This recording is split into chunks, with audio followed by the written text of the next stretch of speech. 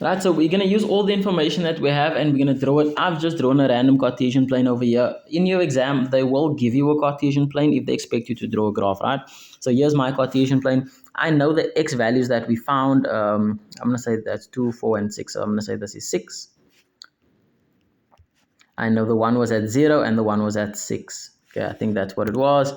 Let's maybe go check. Let's go all the way back. Our x-intercepts was at 0 and 6. So, okay, we've shown that. Our y-intercept was at 0, 0. So that is the origin. That's one of the x-intercepts as well. So we've got those points.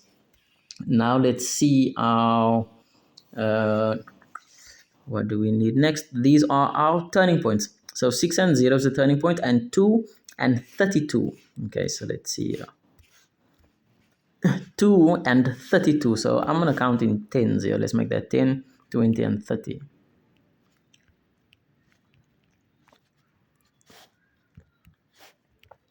Right, so somewhere just a little bit higher than 30, so 32 and 2. So over here, that dot over there is my point of inflection, which is 2 and 32. Okay, and the other one, not the point of inflection, rather my turning point. The other one was over there at 6 and 0. Okay, so with that information, you already know how this thing is going to look like. So it has to go through the origin.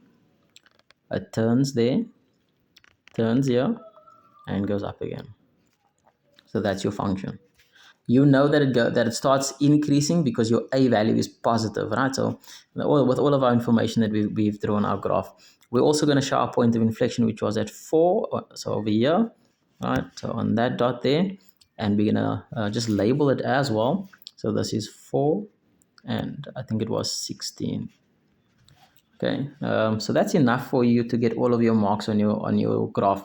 Make sure that I can see whatever I need to see. Okay, so what I mean is, it's very clear that that's the origin.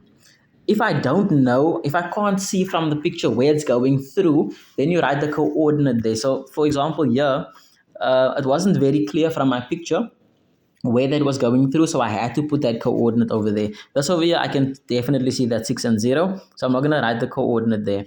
Thus, I needed to show where the point of inflection was. Okay, so that's what you need to show me. When you draw any graph, all functions, when you draw a graph, show me x-intercepts, show me y-intercepts, show me turning points if there are any, show me asymptotes if there are any. So for this graph, that is all that we need. Let's cut this video here, and the next video, I think we'll do the tangent to the curve.